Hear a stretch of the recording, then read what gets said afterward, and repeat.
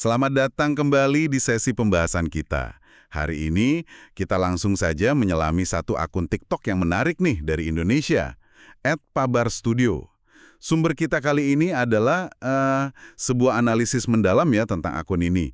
Datanya kita gali dari profil publik mereka sama konten-konten yang mereka bagikan. Misi kita? Ya kita mau bedah bareng gimana sih kreator konten yang fokusnya di kecerdasan buatan, AI, ini bangun strategi sama citranya. Terus kita lihat juga posisi mereka gimana dibanding pemain lain di TikTok. Siap, yuk kita mulai.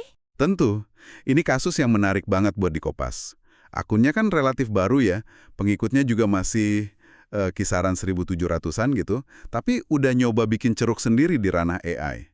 Apalagi fokus mereka itu buat promosiin produk sendiri, namanya Hidup AI. Itu AI Coach Bahasa Indonesia. Wah, ini banyak lapisannya nih yang perlu kita perhatikan. Betul, kita mulai dari identitasnya dulu deh. Siapa sih sebenarnya @pabarstudio ini? Dari analisis yang kita punya, mereka ini kreator konten AI dari Indonesia. Nama profilnya pabarstudio.ai. Ternyata, ini bagian dari ekosistem Pabar yang lebih gede. Ada pabar.id buat edukasi AI, terus studio konten yang ini, bahkan ada pabar.ai buat produk global katanya. Betul. Pas data diambil, pengikutnya yaitu tadi sekitar 1.677 orang. Total likes-nya 12,4 ribu. Jadi emang identitasnya kental banget sama AI dan inovasi ya. Ya, dan yang langsung kelihatan dari data konten mereka itu ada semacam, gimana ya, ketegangan yang menarik gitu. Di satu sisi, fokus utama mereka jelas banget ke teknologi AI, terus promosi platform Hidup AI itu. Platform ini kan dirancang sebagai AI coach buat refleksi, pengembangan diri gitu. Pakai bahasa Indonesia lagi, konsep yang cukup spesifik sih, bisa dibilang niche banget lah buat pasar kita.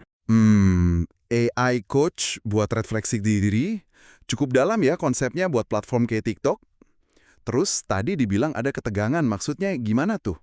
Nah, ketegangannya itu muncul pas kita lihat data engagement-nya.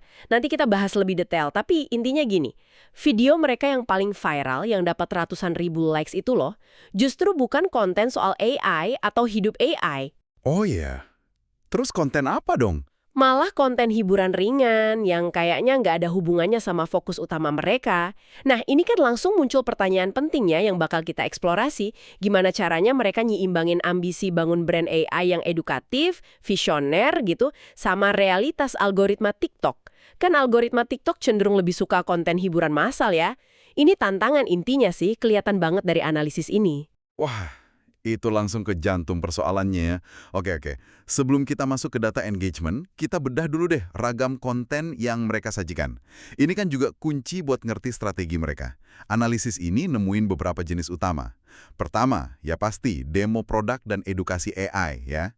Betul. Banyak video yang ngenalin hidup AI. Mereka klaim ini platform refleksi diri berbasis AI pertama di Indonesia. Ada juga demo fitur-fiturnya atau jelasin konsep AI kayak machine learning. Bahkan ada tips teknologi praktis, misalnya cara bikin chatbot sendiri. Kayaknya upayanya jelas ya, bikin AI jadi terasa lebih deket gitu, nggak nakutin buat orang awam. Ya, pendekatan edukasi yang cukup standar lah ya buat brand teknologi. Tapi yang bikin Pabar Studio agak beda, itu ada di kategori konten berikutnya nih. Konten kreatif visual berbasis AI. Nah, di sini sisi studionya mulai kelihatan. Betul sekali. Ini bagian yang cukup nyolok sih dari profil mereka. Sering banget mereka gabungin elemen futuristik atau fiksi ilmiah gitu di visualnya. Ada contoh menarik di analisis, kayak visualisasi 3D rumah minimalis, harganya 450 juta, tapi deskripsinya, aura nyaman tersembunyi, terus dikasih sentuhan visual sci-fi. Lengkap pakai hashtag sci-fi realism lagi. Nah, tagar hashtag sci-fi realism itu sendiri udah menarik. Kayak ada niat gitu ya buat gabungin estetika fiksi ilmiah yang mungkin rasanya jauh sama konteks properti lokal yang ya sangat relatable lah. Jadi kontras visualnya unik, mungkin bikin orang berhenti scrolling di lini masa. Ada lagi contoh yang lebih wah. Ini video yang nampilin replika pesawat supersonik legendaris Concorde. Tapi ada branding hidup AI di pesawatnya. Concorde, wow. Iya, seolah-olah pesawat itu diparkir elegan di depan rumah sederhana. Kontrasnya itu loh, antara teknologi super canggih sama latar belakang yang membumi banget. Kayaknya ini jadi ciri khas mereka deh. cara mereka pakai animasi atau CGI buat nyampein pesan soal masa depan teknologi, tapi gayanya nggak ketebak. Itu upaya branding yang cukup berani sih. Dan artistik ya, mereka nggak cuma jual fitur, tapi kayaknya nyoba jual visi atau rasa masa depan gitu lewat visual yang imajinatif. Ini yang bedain mereka dari sekedar akun edukasi AI biasa. Oke, selain edukasi sama visual futuristik tadi, ada juga jenis konten ketiga, motivasi and storytelling bertema teknologi. Jadi nggak melulu soal teknis, tapi nyentuh sisi inspiratif sama emosional juga. Misalnya, ada kutipan kayak, tidak semua founder, kreator, atau pemilik brand itu selalu kuat. Atau pesan reflektif kayak, kadang kamu nggak butuh solusi, kamu cuma butuh jujur. Biasanya sih dibalut musik sama visual yang mendukung gitu. Ini strategi yang kayaknya sejalan ya sama positioning produk utama mereka, si Hidup AI itu sebagai teman refleksi. Dengan nyajin konten motivasi gini, mereka berusaha bangun koneksi emosional, sekaligus nunjukin pemahaman soal pergulatan personal audiens yang mungkin nantinya bisa dijembatani sama AI coach mereka. Masuk akal, masuk akal. Nah, yang terakhir, ada juga kategori promosi dan tren terbaru. Jadi mereka nggak sepenuhnya anti-mainstream gitu. Sesekali ikut tren atau posting konten promosi umum. Analisis nyebut ada video promo kredit Toyo. Nggak tahu nih iklan atau kolaborasi ya? Bisa jadi. Terus ada juga konten yang pakai tagar hashtag pada hari ini. Misalnya, parodi iklan alat kerja beli 1 dapat 10 diskon 50%. Hahaha, kreatif juga ya. Dan jangan lupain anomali yang tadi kita singgung dikit. Video kucing bercermin yang malah viral banget itu dapat 151.000 lebih likes loh. Gila, banyak banget. Iya kan? Ini nunjukin fleksibilitas mereka sih, nggak kaku. Dan mungkin juga ini semacam eksperimen buat lihat apa sih yang works di algoritma TikTok. Oke, jadi kalau dirangkum nih, konten mereka itu campuran ya. Ada edukasi AI, demo produk, visual artistik futuristik, motivasi, terus sesekali ikut tren atau hiburan ringan. Portofolio yang cukup beragam sih buat akun yang followernya masih segitu. Betul banget, keragaman ini yang mencerminkan identitas ganda yang lagi mereka coba bangun itu sebagai kreator konten AI yang edukatif dan visioner, tapi juga sebagai pemain di platform TikTok yang butuh engagement sama visibilitas. Kayak yang saya bilang tadi, ini bisa jadi pedang bermata dua. Maksudnya? Ya, di satu sisi nunjukin kreativitas, tapi di sisi lain bisa jadi bikin bingung audiens target mereka. Fokusnya jadi kemana-mana gitu. Oke. Lalu, gimana cara mereka nyajiin semua konten yang beragam ini? Kita lihat gaya penyampaiannya sekarang. Analisis ini nunjukin beberapa ciri khas. Pertama, edukasi interaktif. Oke. Jadi, informasi AI atau hidup AI dikemas ringkas, sering pakai analogi sederhana. Misalnya, ngejelasin 5 mekanisme AI coach hidup AI pakai konsep digital mirror atau cermin digital gitu. Sering juga ada teks di layar sama narasi suara biar gampang dipahami. Tujuannya jelas, biar Anda nggak ngerasa digurui, tapi tercerahkan. Pendekatan explain like I'm 5 gitu ya, cukup efektif sih buat topik kompleks. Mereka sadar audiens TikTok kan butuh info cepat dan gampang dicerna. Kedua, storytelling visual yang kuat. Kayak contoh Concord tadi. Visual yang nyolok sering jadi pembuka cerita. Videonya dimulai pakai ajakan, masuki dunia masa depan dengan mesin jet AI Pabar, biar mancing rasa penasaran Anda gitu. Terus konten rumah minimalis futuristik tadi disajiin kayak iklan properti dari masa depan. Jadi bukan sekedar info, tapi dikemas kayak cerita mini. Nah, ini pinter nih, manfaatin kekuatan TikTok sebagai platform visual. Mereka nggak cuma ngasih tahu, tapi nunjukin. Dan seringkali caranya nggak terduga. Ketiga, nada inspiratif and personal. Ini kerasa banget di konten motivasi. Bahasanya tuh empatik, kayak ngomong langsung ke Anda. Kalimat, kadang kamu nggak butuh solusi tadi contohnya. Walaupun kreatornya jarang nongol ya, tapi tone komunikasinya kerasa akrab. Ini jelas upaya bangun kedekatan, sejalan sama branding hidup AI sebagai teman. Upaya bangun human touch ya, meskipun fokusnya di teknologi AI. Ini penting sih buat bangun trust, apalagi produknya kan nyangkut pengembangan diri. Keempat, mereka juga cukup taktis nih dalam penggunaan hashtag dan tren FYP. Tagar relevan kayak hashtag hidup AI, inspiration, pasti dipakai. Tentu aja hashtag FYP juga. Data juga nunjukin mereka kadang ngedopsi format populer kayak duet DJ atau pakai sound yang lagi viral. Ya kayak di video kucing viral itu, strategi adaptasi platform yang cukup umum sih. Adaptasi ini penting ya buat visibilitas, meskipun balik lagi ke pertanyaan tadi. Apakah audiens yang datang dari tren viral itu bakal nyantol sama konten inti mereka? Itu yang perlu dilihat. Dan yang kelima, ini menarik. Penekanan pada visual berkualitas dengan teknologi. Sesuai namanya, studio. Kualitas visualnya cukup diperhatiin. Beberapa video malah disebut pakai teknologi grafis canggih kayak Unreal Engine. Wah, Unreal Engine, serius? Iya, itu software yang biasa dipakai bikin game kelas atas loh. Dipakai buat visual 3D rumah tadi. Ini ngasih kesan profesional dan melek teknologi banget. Bedalah sama kreator TikTok lain yang mungkin produksinya lebih simple. Oke, jadi kalau kita rangkum gayanya, ini perpaduan yang ambisius ya. Edukatif, promotif, sekaligus artistik, dengan sentuhan teknologi produksi yang cukup tinggi. Mereka nyoba nerjemahin teknologi kompleks lewat storytelling visual yang unik. Pertanyaannya, apakah ini selalu berhasil menjangkau audiens secara luas? Itu soal lain. Tapi gayanya sendiri cukup khas dan jadi kunci gimana persepsi awal tentang mereka terbentuk, meskipun audiensnya masih kecil. Oke, jadi kita udah lihat apa yang mereka posting dan gimana gayanya yang cukup unik itu. Pertanyaan berikutnya yang muncul dari data ini, ya tentu aja, gimana reaksi orang-orang? Apakah pendekatan ini berhasil narik perhatian di TikTok? Nah, disinilah data engagement jadi krusial banget. Betul. Analisis respons audiens ini ngungkapin dinamika yang sangat menarik. Bahkan mungkin dilematis ya buat Pabar Studio. Pertama, ya seperti yang bisa ditebak dari jumlah pengikutnya, tingkat engagement secara umum bervariasi, tapi cenderung rendah buat konten intinya. Iya, data nunjukin banyak video mereka interaksinya minimalis banget. Ada postingan, terutama yang sifatnya motivasi atau inspirasi gitu, cuma dapat segelintir likes, kadang 0 komentar atau share. Contoh spesifik dari analisis, video motivasi soal kejujuran, cuma 2 likes. Cuma 2? Iya. Terus video inspirasi, #SuccessJourney, soal intuisi, malah cuma 1 like. Ini indikasi kuat sih kalau banyak konten mereka belum berhasil nembus algoritma FYP, atau belum klik aja sama audiens yang lebih luas. Mungkin karena topiknya terlalu spesifik ya, atau eksekusinya belum pas. Ini ngesiko main di niche yang spesifik banget, kayak AI coach di platform massal. Jangkauan organiknya mungkin terbatas ya, cuma ke pengguna yang emang udah punya minat awal. Tapi di sisi lain, Nah, ini dia sisi lainnya. Viralitas konten hiburan. Justru pas mereka belok dari jalur utama dan nyoba konten ringan, reaksinya bisa meledak. Video kucing bercermin tadi contoh paling jelas. iya kan? Data nunjukin 151,4 ribu likes, lebih dari 12 ribu komentar. Angka yang luar biasa tinggi dibanding rata-rata engagement mereka. Jomplang banget. Nah, ini nunjukin 2 hal penting menurut saya.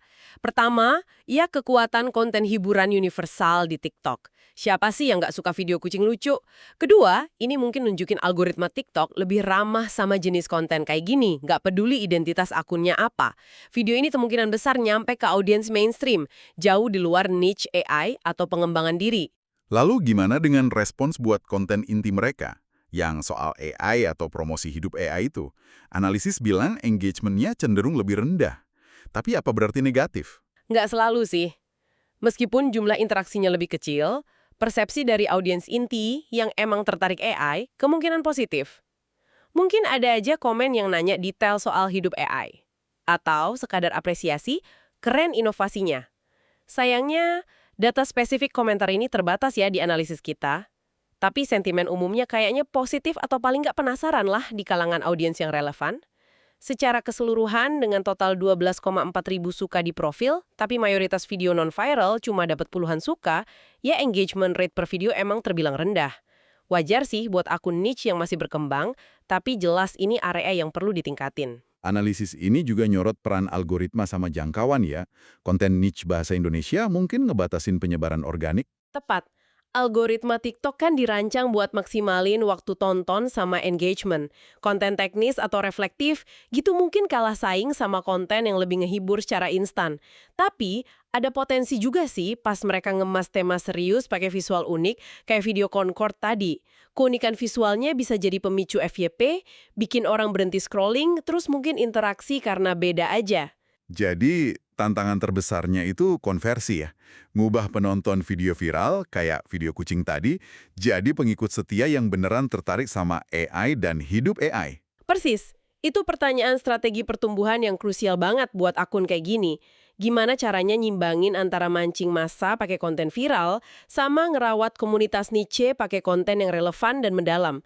Ini dilema klasik sih di platform yang didominasi hiburan. Dengan semua dinamika konten dan respons ini, gimana akhirnya citra atau brand image Pabar Studio terbentuk di mata pengguna TikTok sejauh ini? Apa kata analisisnya? Analisis ini mengidentifikasi beberapa lapisan citra yang mulai kebentuk ya. Pertama, mereka dikenal sebagai akun edukasi AI yang kreatif. Pengguna mungkin lihat mereka sebagai sumber info AI, tapi disajiin dengan cara yang nggak ngebosenin. Lewat visual futuristik, analogi sederhana, kesannya jadi tech-savvy dan visioner gitu. Semacam laboratorium konten AI lokal yang inovatif lah. Terus ada juga perpaduan antara personal branding versus brand bisnis. Meskipun namanya Pabar Studio, pendekatannya kadang personal loh. Pakai sapaan kamu. Nggak ada wajah spesifik sih, tapi rasanya kayak startup yang dikelola langsung sama foundernya yang juga kreator. Orang sadar ini promosi hidup AI, tapi karena nggak terlalu jualan, rasanya lebih organik. Citra ini nempatin mereka di posisi yang menarik ya, antara kreator independen sama entitas bisnis. Ini bisa bangun kedekatan, tapi juga bisa munculin pertanyaan soal objektivitas kalau nggak dikelola baik-baik. Kemudian, citra kreatif, visioner, namun niche. Video unik kayak Concord itu bangun persepsi Pabar Studio sebagai pemikir out of the box, pionir konten AI lokal. Tapi, ya itu tadi, karena AI masih niche, citra edukatif ini bisa kerasa berat buat sebagian besar pengguna TikTok, kecuali pas mereka posting yang ringan. Jadi ada dua sisi, positifnya inovatif, potensi negatifnya kurang relevan buat hiburan harian. Dan terakhir, soal kepercayaan dan otoritas. Sejauh ini sih analisis nggak nemuin kontroversi ya. Konten informatif mereka, meskipun engagementnya variatif, cenderung bangun fondasi kepercayaan. Penggunaan istilah AI terkini kayak LLM, Large Language Model, teknologi di balik ChatGPT itu loh, kalau konsisten bisa memposisikan mereka sebagai sumber yang kredibel di bidang AI lokal, semacam micro-influencer gitu. Jadi, kalau dirangkum nih, citra yang kebangun itu adalah kreator teknologi yang edukatif, inovatif, visualnya kuat, tapi juga jelas punya agenda promosiin hidup AI. Sebuah citra yang cukup unik ya. Sangat unik. Ini aset diferensiasi yang kuat banget. Tapi karena basis pengikut masih kecil, citra ini masih rapuh dan sangat bergantung sama konsistensi serta strategi konten mereka ke depan. Apakah mereka bakal perkuat citra visioner AI atau malah lebih condong ke kreator konten serba bisa? Ini masih terbuka banget. Studio sama akun sejenis di TikTok Indonesia. Ada @edukasi.id sama @ruangsepri. Gimana tuh perbandingannya? Perbandingan ini cukup mencerahkan sih buat lihat posisi Pabar Studio. Coba kita lihat sekilas ya. @Pabar Studio. Pengikut sekitar 1,7K. Likes 12,4K. Fokusnya di AI Coach, hidup AI, konten AI kreatif visual.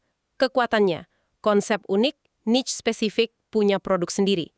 Kelemahannya, audiens kecil, engagement inkonsisten, topik bisa kerasa berat. Oke, terus @edukasi.id. @edukasi.id, pengikut sekitar 14,6K, likes 262,4K.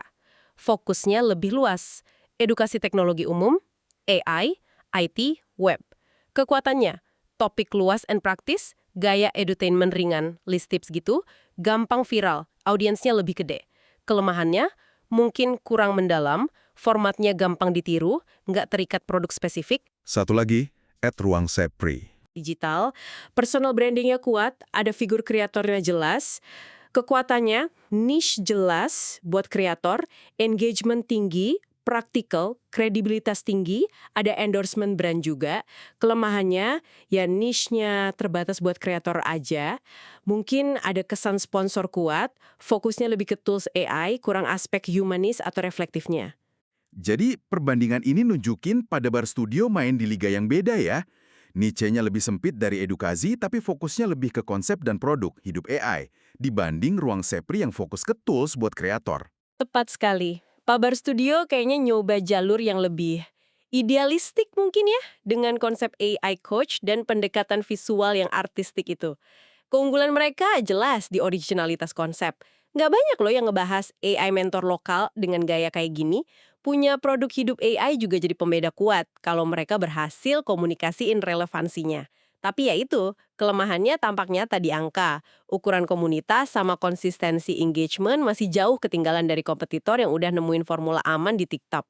Jadi, apa artinya ini buat Anda yang mungkin ngikutin Paber Studio atau tertarik sama AI di TikTok? Artinya, Pabar Studio ini punya potensi diferensiasi yang kuat banget. Tapi mereka lagi di persimpangan jalan nih. Mereka butuh strategi pertumbuhan yang lebih fokus. Gimana caranya nyiimbangin konten viral penarik massa, kayak video kucing tadi, dengan konten edukatif mendalam yang bangun otoritas dan loyalitas ke brand inti mereka, si hidup AI. Nemuin titik temu ini bakal jadi kunci kesuksesan mereka ke depan. Jadi kalau kita tarik benang merahnya dari seluruh pembahasan ini ya, Adpaber Studio itu profil kreator konten AI Indonesia yang inovatif. Berani banget bereksperimen, gabungin edukasi teknologi, kreativitas visual futuristik, sama branding produk spesifik, hidup AI, di platform kompetitif TikTok. Kontennya beragam, respons audiensnya juga campur aduk. Bisa viral pas ngehibur, tapi engagement cenderung rendah buat konten AI yang sangat niche. Citra yang lagi mereka bangun itu edukatif, kreatif, visioner, meskipun basis pengikutnya masih di tahap awal pertumbuhan. Posisi mereka memang unik ya dibanding kompetitor lain di bidang edukasi teknologi atau AI di TikTok Indonesia. Kekuatan utamanya ada di originalitas kontennya sama keberadaan produk AI coach lokal itu, Hidup AI. Tapi tantangan utamanya yaitu tadi, gimana caranya perluas jangkauan dan jaga konsistensi engagement tanpa harus ngorbanin ciri khas edukatif dan inovatifnya. Padahal itu justru yang jadi pembeda mereka. Potensinya besar sih kalau mereka bisa terus konsisten bikin konten AI yang nggak cuma informatif, tapi juga menarik dan interaktif buat audiens TikTok. Nah, ini mungkin pemikiran terakhir nih buat Anda bawa pulang dari pembahasan kita. Kan Pabar Studio fokusnya ke hidup AI, ya. AI coach yang dirancang buat bantu proses refleksi diri. Iya. Terus, kalau kita perhatiin perjalanan akun TikTok mereka sendiri, dengan segala macam eksperimen kontennya, nyoba yang serius, yang lucu, yang motivasional, bukankah ini kayaknya akun yang lagi berefleksi juga? Seolah-olah akun ini lagi dalam proses nyari jati dirinya di tengah riuhnya platform TikTok. Wah, sebuah meta refleksi yang menarik itu. Pertanyaannya jadi lebih luas nih. Bagaimana menurut Anda sebuah brand teknologi bisa menyeimbangkan dorongan buat nampilin inovasi futuristik yang canggih gitu dengan kebutuhan mendasar audiens di platform sosial kayak TikTok? Kebutuhan akan koneksi personal yang relatable, hiburan yang sederhana. Di mana ya titik temu antara visi teknologi sama realitas atensi manusia di media sosial? Pertanyaan itu bisa jadi bahan pemikiran Anda selanjutnya. Terima kasih sudah menyimak sesi pembahasan mendalam kita kali ini. Sampai jumpa di penjelajahan berikutnya.